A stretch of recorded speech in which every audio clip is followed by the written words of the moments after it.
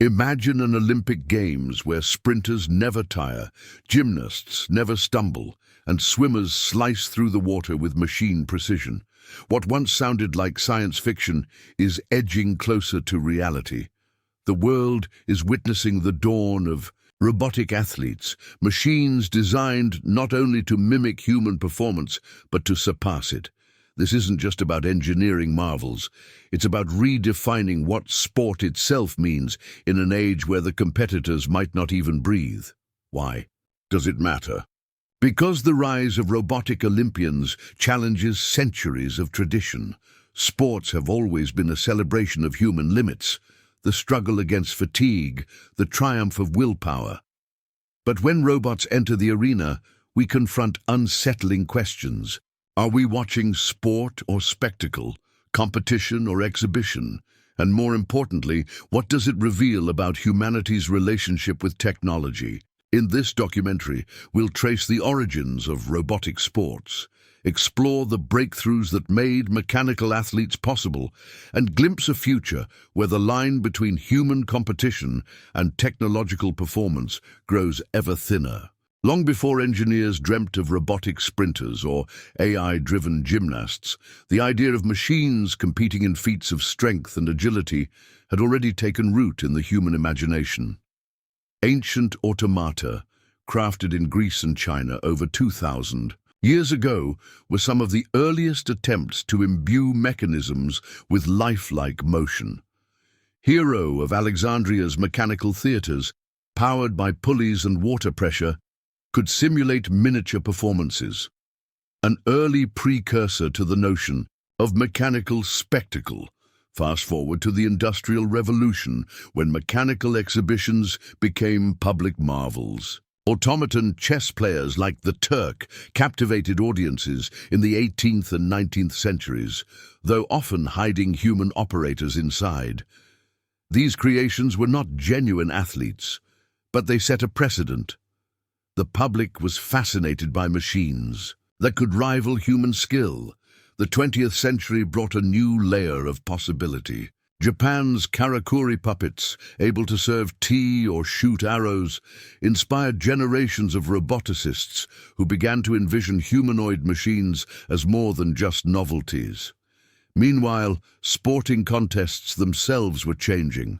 Athletics had become global spectacles, and with television, billions could watch performance measured in seconds and centimeters. It was inevitable that robotics would collide with this world. By the 1980s and 1990s, robotics had entered competitive domains, though cautiously. Robot sumo wrestling in Japan, where two autonomous machines attempted to push each other out of a ring, blended cultural tradition with futuristic engineering. Around the same time, RoboCup was founded, an international initiative aiming to build robots capable of playing soccer at a level competitive with humans by 2050. These events may have seemed like curiosities, but they planted seeds. Sport was no longer the sole province of humans. The philosophical undertones were significant. If sport celebrates human excellence, then robotic sport offered something parallel, the pursuit of mechanical excellence. Spectators began to recognize not just the athletes, but the ingenuity of designers and programmers behind the machines. The athlete was both hardware and software, a fusion of engineering discipline and competitive spirit. As robotics matured in laboratories and universities, so did the ambition. Could a machine run 100 meters faster than Usain Bolt? Could a robotic gymnast execute a perfect vault without fear of injury? The questions were hypothetical at first, but they reflected a growing belief that robots might not just imitate human competition, they might redefine it. This was the genesis of Robotic Olympians, centuries of mechanical marvels, cultural fascinations, and experimental contests that paved the way for today's cutting-edge prototypes. In the next section, we'll witness the spark, the first working robotic athletes that proved machines could truly take the field. The leap from curiosity to credible competition began in the late 20th and early 21st centuries, when engineers started producing robots capable of genuine athletic performance. These were not clockwork toys or hidden illusions. They were machines, pushing physical boundaries in ways that astonished both scientists and spectators. One of the earliest sparks came from Honda's Asimo, unveiled in 2000. While not an athlete in the traditional sense, Asimo's ability to walk, climb stairs, and run at 9 km/h demonstrated that bipedal locomotion in machines was possible. It wasn't the Olympics, but it hinted at a future where robots could share arenas built for humans. Soon after, Boston Dynamics stunned the world with prototypes like Big Dog and Atlas, machines that could balance on rough terrain, leap across gaps, and recover from falls, abilities fundamental to sport. Meanwhile, organized competitions accelerated progress. RoboCup, founded in 1997, staged robotic soccer tournaments that forced teams to solve problems of coordination, agility, and strategy. What began as clunky-wheeled bots chasing a ball evolved into humanoid robots capable of dribbling, passing, and even rudimentary tactical play. By the 2010s, RoboCup's goal of building a robot team that could defeat human World Cup champions no longer seemed absurd. The spark extended beyond laboratories. In 2016, Switzerland hosted the Cybathlon, a competition not just for robots, but for humans, using advanced robotic exoskeletons and prosthetics. Events like powered wheelchair races and brain-controlled limb contests blurred the line between human and machine competition. The Cybathlon didn't crown robotic Olympians outright, but it proved that engineered performance belonged on the sporting stage. Breakthroughs also came in material science and AI. Lightweight carbon fiber frames allowed robots to move with greater speed, while reinforcement learning algorithms enabled them to train virtually, running millions of simulations to refine techniques before stepping onto real tracks or fields. In 2018, Boston Dynamics Atlas performed a backflip, something few thought possible for a humanoid robot. The viral clip was a milestone. Gymnastics, once thought uniquely human, was now within mechanical reach. Reactions were mixed. Engineers celebrated progress, while athletes and ethicists voiced unease. Was a robot backflip a feat of sport or a feat of engineering? Could spectators connect emotionally to a machine's victory? These questions hung in the air, but the prototypes proved one thing beyond doubt. Robotic athletes were no longer a speculative idea. They were physically real and improving rapidly. This first spark laid the foundation for everything to follow. The prototypes of the 2000s and 2010s showed proof of concept. The 2020s and beyond would reveal how quickly machines could not only replicate human motion, but also challenge the very definition of sporting achievement. The rise of robotic Olympians is not a single breakthrough, but a layered evolution, built decade by decade as machines advanced from stiff prototypes to agile performers capable of rivaling human athletes. To understand this ascent, we need to trace the milestones that transformed robotics from novelty acts into serious contenders on the sporting stage. The early 2000s were dominated by Honda's Asimo and Sony's QRIO, both showcasing humanoid robots that could walk, gesture, and run small distances. Though limited, they demonstrated that robotics could handle the most basic requirement of athletics: reliable, repeatable motion. In parallel, RoboCup tournaments gained traction, forcing engineers to refine algorithms for teamwork, ball control, and real-time decision-making. Boston Dynamics redefined expectations with robots like Atlas, which learned to run, vault, and eventually backflip. Viral videos of these feats captured public imagination, moving robotic performance out of the lab and into mainstream discourse. At the same time, competitions diversified.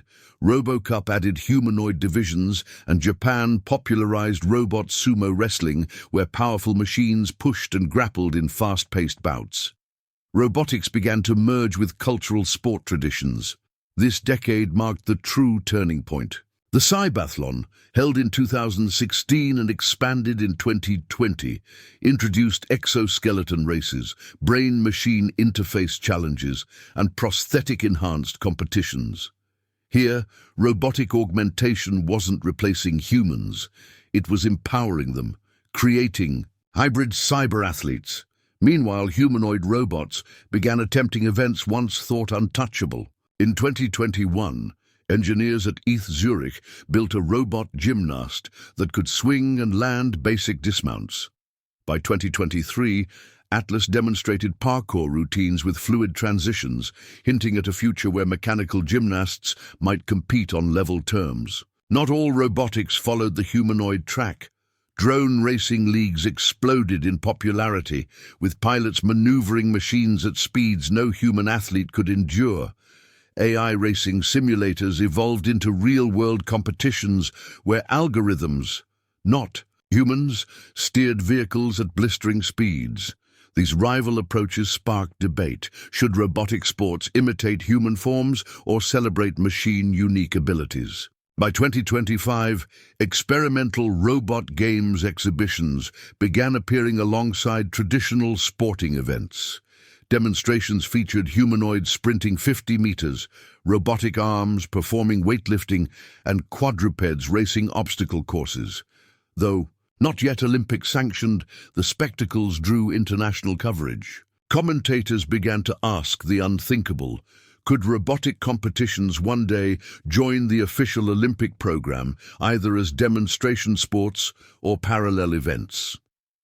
The ascent was not without resistance. Purists argued that sport must remain human, defined by biological limits and the triumph over fatigue. Yet younger audiences, raised on esports and streaming culture, embraced robotic competitions as entertainment equal to human athletics. For them, whether the competitor sweats was less important than the thrill of performance. By the mid-21st century's first quarter, Robotic Olympians had gone from experimental prototypes to mainstream exhibitions, poised on the edge of full legitimacy. What began as engineering challenges had evolved into spectacles, commanding global attention. Each milestone, Asimo's first steps, Atlas's flips, the Cybathlon's integration of human and machine, was a stepping stone toward a sporting revolution still unfolding. In the next section, we'll examine the moment when these machines crossed over from demonstrations to mainstream acceptance, changing not only sport but society itself. The true revolution of Robotic Olympians began not with engineers or scientists, but with the audiences who embraced them. For decades, robotic demonstrations were curiosities, tucked away in labs or featured in niche competitions. But by the late 2020s, public demand transformed these displays into full-scale spectacles. Stadiums that once echoed with the roar of human athletes now also rang with the whir of servo motors and the thunder of robotic footsteps. The shift came when broadcasters realized that robotic competitions attracted massive global viewership. In 2027, a televised event dubbed the World Robotic Games showcased humanoid sprinters, quadruped climbers, and drone relay races. The sheer novelty captivated audiences, while social media clips of machines hurdling, tumbling, or dramatically failing went viral overnight. Sponsors followed quickly. Tech giants and athletic brands saw the dual benefit of showcasing engineering while expanding into a futuristic form of sport. Unlike traditional athletics, robotic sports added new layers of drama. Fans debated AI coaching strategies, speculated on the limits of carbon fiber muscle designs, and watched machines push beyond human physical ceilings. A robotic weightlifter bench pressing 1,000 kilograms wasn't just a stunt. It forced society to reconsider the very definition of athletic excellence. Commentators adopted hybrid vocabularies, mixing sports terminology with engineering language. To cheer for a team was to cheer for both athletes and algorithms. Mainstream adoption sparked cultural shifts beyond the stadium. For some, robotic Olympians became symbols of human ingenuity, testaments to how far technology could carry us. Schools and universities embraced robotic athletics as a new pathway for STEM education, drawing young students into engineering through sport.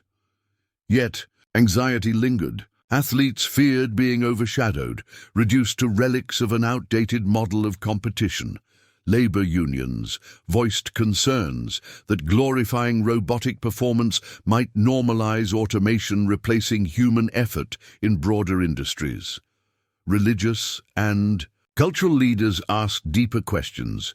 Could machines, devoid of consciousness, embody the spirit of sport, or was this a hollow spectacle? The revolution also blurred lines between traditional and robotic competition. Hybrid events emerged, where human athletes wore exoskeletons to test strength and endurance against fully autonomous machines. Paralympians with advanced prosthetics found themselves achieving speeds and precision beyond natural human limits, raising ethical debates. If a prosthetic outperforms the biological limb, is it still sport, or a new category altogether? One of the greatest challenges was emotional resonance. Sport thrives on human struggle, the sweat and sacrifice that inspire empathy. Could audiences form the same attachment to a machine's victory? Surprisingly, the answer turned out to be yes, though in a different way. Instead of personal triumph, fans connected to the teams behind the robots, the programmers, the engineers, the strategists. A robot's success became a proxy for human creativity, shifting the emotional center of sport from physical suffering to intellectual achievement. By the early 2030s, robotic Olympians were no longer novelties. They were cultural fixtures. Their presence forced humanity to confront what it valued in competition: the limits of flesh and blood, or the limitless possibilities of machine precision. This was not merely a sporting evolution, but a societal one, as humanity wrestled with the profound question of whether sport must remain human, or if it could expand to celebrate all forms of performance. The rise of robotic Olympians, while dazzling in spectacle, ignited some of the fiercest debates in modern sporting history.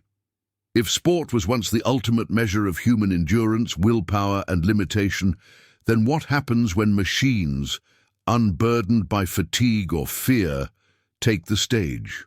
This question split societies, federations, and even families, revealing fault lines that went beyond athletics. Traditionalists argued that robotic competitions diluted the very essence of sport.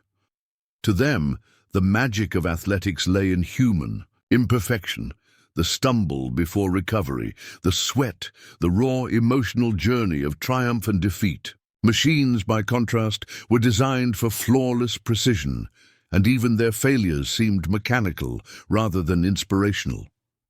Critics warned that robotic sports risked transforming the Olympic ethos into a sterile exhibition of engineering contests. Beyond purism, economic resistance emerged. Athletes and sports industries feared being overshadowed, losing sponsorships and cultural relevance to machines.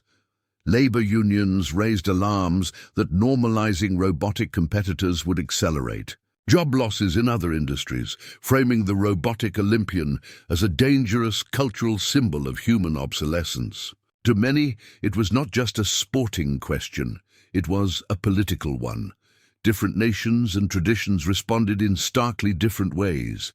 In Japan and South Korea, robotic sports were embraced as natural extensions of long-standing enthusiasm for robotics and technology festivals. In contrast, Europe saw fierce debates in parliaments over whether robotic competitions should receive state funding, while some religious leaders across the world condemned them as mockeries of human spirit. The divide revealed a deeper, philosophical rift. Was sport about human excellence or the celebration of performance itself, no matter the source? Another central dilemma emerged around hybrid athletes, humans enhanced with prosthetics, exoskeletons, or neural interfaces. If a sprinter with robotic limbs outruns the fastest unmodified human, should they compete in the same category? If not, are they to be excluded from both human and robotic competitions? The question blurred lines between assistive technology and competitive advantage. By the 2030s, governing bodies wrestled with classification systems, often sparking outrage no matter which way they ruled. Audiences, too, struggled. While fans thrilled at robots hurtling at blinding speeds, some admitted they felt no connection to these competitors. There was no childhood story of hardship, no emotional tears of victory, no anthem sung with a trembling voice. Critics argued that Robotic Olympians stripped sport of its soul, replacing passion with programming. Defenders countered that sport had always been about pushing limits, and robots simply redefined what limits could be. The International Olympic Committee, IOC, became the flashpoint. Proposals for demonstration events featuring robotic athletes drew both enthusiasm and outrage. Heated debates over whether the Olympics should remain exclusively human escalated into cultural clashes, with some nations threatening boycotts if machines were admitted. By 2032, the question had become global. Was humanity ready to share its most sacred athletic stage with creations of its own making? The challenge was not just technological, but existential. Robotic Olympians forced society to ask whether sport is about us, our sweat, pain, and triumph, or whether it can be about performance in its purest post-human form. This cultural storm set the stage for the next chapter: how, despite resistance, robotic athletes carved their place into history. As robotic Olympians rose in popularity, an unexpected transformation took place, not in the machines themselves, but in human athletes. Instead of being replaced, many began fusing with technology, blurring the boundary between flesh and metal. This was not simply the birth of robotic competition, but the dawn of cyborg sport. The shift began with advanced prosthetics in the Paralympics. By the late 2020s, carbon fiber limbs powered by micro-actuators allowed athletes to sprint at speeds, rivaling Olympic medalists. Soon, assistive devices no longer merely restored lost function, they enhanced it. Neural implants gave instant feedback on muscle fatigue, while exoskeleton frames reduced injury risks. The line between therapy and advantage grew thin, sparking fierce debates about fairness. By 2031, a new generation of athletes emerged, hybrids who openly competed with cybernetic enhancements. A long jumper with artificial legs designed to maximize spring, a swimmer with biomechanical fins integrated into their prosthetics, a boxer with a robotic arm carefully calibrated to stay within human force limits. These figures became global sensations, hailed as pioneers by some, and accused of cheating evolution by others. As controversies mounted, new leagues were formed to embrace this frontier. Cyborg games, competitions explicitly for enhanced humans, captured worldwide attention. They celebrated both biology and engineering, showcasing what humans and machines could achieve together. Events included exosuit marathons, where athletes ran hundreds of kilometers without collapse, and neural link reflex contests, where competitors reacted faster than the blink of an eye. This era redefined what it meant to be an athlete. No longer just a peak biological specimen, the athlete became a collaborator with technology, a symbol of how humanity could augment itself rather than be overshadowed by machines. For young people, especially in technologically advanced nations, the cyborg athlete became an aspirational figure, proof that human ambition need not stop at the limits of the body. But resistance persisted. Critics argued that hybrids violated the principle of a level playing field, creating competitions where wealth determined access to enhancements. Religious leaders framed the cyborg athlete as an affront to nature's order. Traditional sports federations fractured over whether to integrate hybrids into mainstream events or isolate them into separate categories. The most heated debates circled back to one core question: was the essence of sport to celebrate the natural body or to celebrate human innovation in all its forms? By the mid-2030s, hybrid athletes had become impossible to ignore. They didn't replace human or robotic Olympians, but instead created a third path, one that embodied the fusion of biology and technology. Their rise marked a cultural turning point. No longer was the conversation about humans versus machines. It became about humans becoming machines. In this fusion, sport itself was reborn, not just as competition, but as a vision of humanity's future. The playing field had become a laboratory, and every match was also a glimpse into the next stage of evolution. By the late 2030s, robotic Olympians and hybrid athletes were no longer novelties. They were fixtures of the global sporting landscape. Their presence reshaped not only competitions, but also the very way humanity thought about physical excellence, identity, and the meaning of sport. After years of debate, the International Olympic Committee finally sanctioned a parallel series, the Techno Games. Hosted alongside traditional Olympic events, they featured both autonomous robots and hybrid athletes. What began as an experiment turned into one of the most watched spectacles on Earth. The sight of machines clearing impossible hurdles and cyborg sprinters pushing speeds once thought unattainable created an atmosphere of awe and controversy that drew billions of viewers. Worldwide, Robotic Olympians forced society to rethink the definition of achievement. No longer was it enough to ask, how fast can a human run? The question evolved into, how far can human ingenuity push the boundary of performance? For many, the victories of robotic athletes became symbols not of mechanical dominance, but of human creativity. Every robot that set a record was also a testament to the engineers, programmers, and designers behind it. Sport has always been a reflection of the societies that create it. In the 20th century, the Olympics symbolized Cold War rivalries. In the 21st, robotic Olympians came to symbolize the age of artificial intelligence, automation, and post-human identity. Nations began showcasing their technological strength through robotic sport, treating victories not as athletic triumphs, but as declarations of scientific supremacy. The playing field became a global stage where innovation, not just strength, defined national pride.